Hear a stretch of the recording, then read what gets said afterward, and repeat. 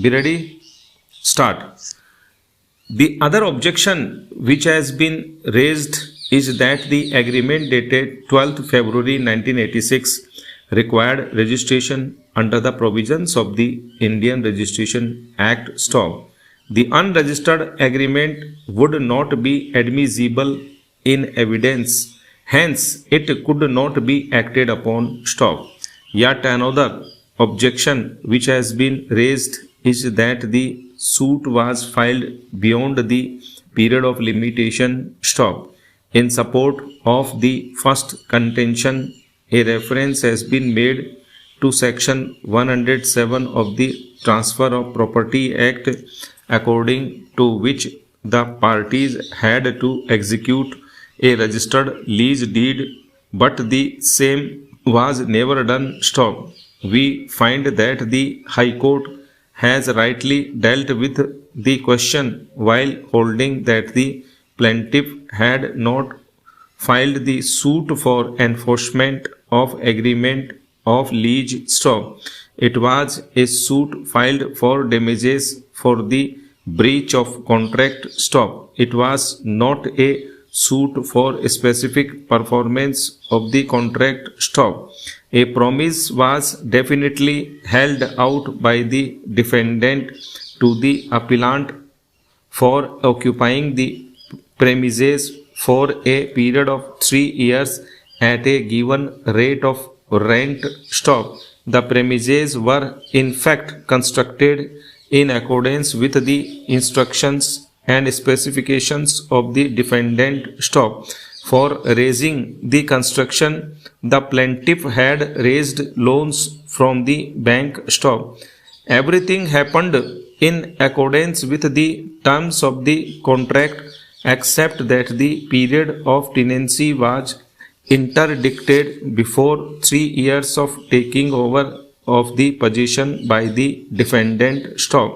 Para. In our view, the trial court and the High Court have rightly held that in absence of any lease deed or a registered lease deed, the nature of the lease would only be that of a monthly lease, but it does not mean that it would deprive the plaintiff or damages for breach of terms of an agreement in accordance of which he had performed his part of the obligation by creating a liability against himself by taking loan from bank, and that it will be of no consequence as agreed in the agreement since no lease was executed and registered (STOP). The plinths were constructed in accordance with the design and specification given by the defendant (STOP). It may be of no use to any other person and for any other purpose (STOP). In this background, as what was held out by the defendant assumes importance, and in case one who holds out a promise will have to compensate the party who acted bona fidely on the basis of the promise made (STOP). As indicated earlier, even the tender notice, besides other correspondence, all gave out that the defendant would occupy the premises for a period of 3 years. Everything was acted upon according to the agreement except the execution of lease deed. Hence, there was termination of tenancy on 15 days notice (STOP).